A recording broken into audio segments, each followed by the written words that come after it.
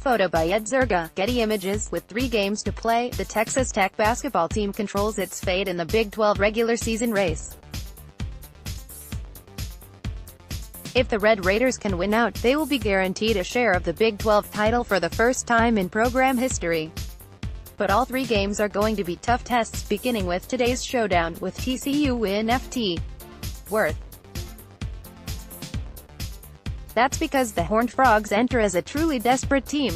After losing 4 of their last 5 games, the Frogs are now just 18-10 on the season and squarely on the NCAA tournament bubble. As a projected 10 seed, TCU is the lowest-rated team in the Big 12 to be included in the latest round of national bracketology predictions. But a win over the number 11 Red Raiders could be enough to guarantee that Jamie Dixon's team will go dancing later this month. Overall, TCU is 13-3 at home this year, but they have lost 2 of their last 3 in FT Worth. However, Tech holds a 32-30 overall advantage in FT Worth in a series that dates all the way back to 1932. What's more, the Red Raiders have gone 2-1 in their last 3 games at TCU, including last year's 85-73 win. Want your voice heard? Join the Wreck'em Red team. Write for us. Working in Tech's favor today could also be the crowd, which is expected to be a near 50-50 split between fans in purple and fans in red.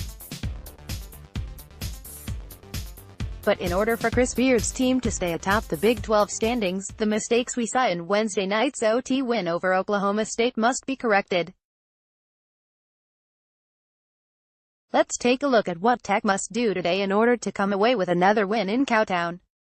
Next, run shooters off of the three-point line. Page 2, photo by John Wiest, Getty Images. One of the biggest fallacies about Wednesday night's historic shooting effort from Oklahoma State, which made a school record 17 three-pointers, was that it was all due to the heroics of junior guard Lindy Waters. While the Cowboy sniper hit some amazingly difficult shots from deep as part of his 7-10 effort, that should not excuse Tech's overall terrible perimeter defense.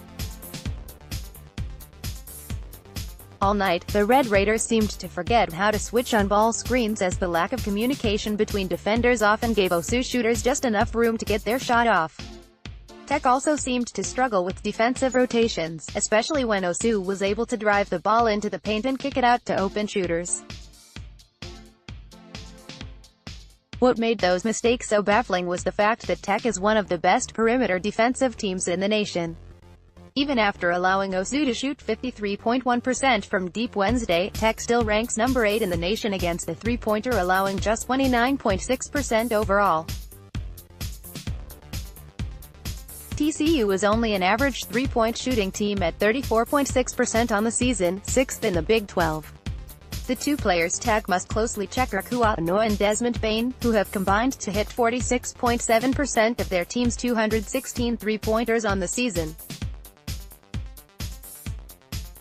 When the Frogs and Red Raiders met in Lubbock last month, TCU was just 6-18 from deep, but Noah and Bane combined to hit 5-11 from behind the arc.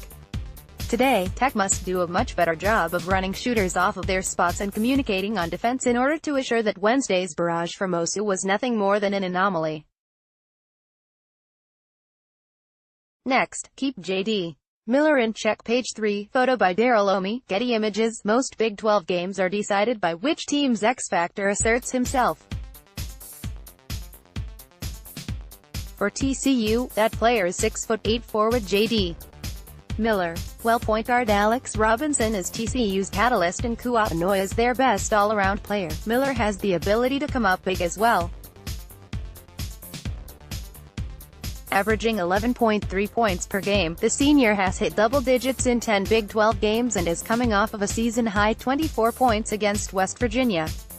But at other times, he has been a non-factor, as he has had games of just 6, 3 and 2 points in league play as well.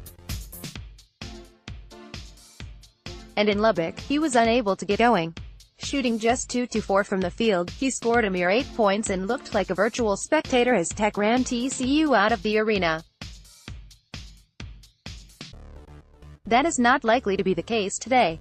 The Dallas native is a physical force that can dominate at times in the paint. He averages 6.6 rebounds per game.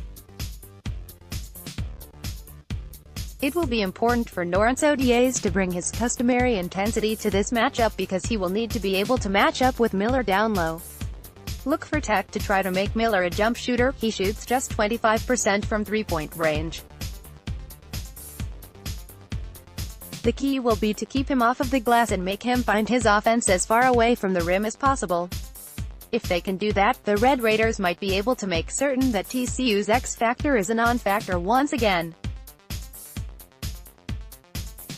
Next, move the ball on offense. Page 4, photo by John Wiest, Getty Images. Another problem that nearly caused the Red Raiders to be upset by Oklahoma State was Tech's stagnant defense. Though they ended the game with 84 points, their offensive showing against the Cowboys was their worst during February's 6-game winning streak. More from Reckham. Red Tech's overall field goal percentage of 41.6% was not atrocious, but their 3-19 from three-point range was. But the number that told the story was the 11 assists. Chris Beard's motion offense requires precise ball movement and constant player movement to be effective, and far too often against OSU, one or both of those elements were absent. In the 5 games prior to Wednesday night's Heartstopper, Tech averaged 16.6 assists per game, including 19 against Kansas, which, not coincidentally, was the best offensive showing of the year. The second-best defensive performance of the season came the first time the Red Raiders and Horned Frogs met. In that game, Tech had 20 assists on 32 made baskets en route to 84 points. Today, watch to see how quickly Tech moves the ball on offense. What we do not want to see is the ball staying in one player's hands until someone, usually Jared Culver, has to play hero in the waning seconds of the shot clock. Because he had to do that so frequently against OSU, Culver was just 7-22 from the field. Next, where does Texas Tech stand in latest bracketology predictions? Also, watch how the players without the ball move. There must be an abundance of off-ball screening on cutting from the Red Raiders. If we see both of those things happening, the TCU defense, which is just average at best, likely will have another tough day against the Red Raiders.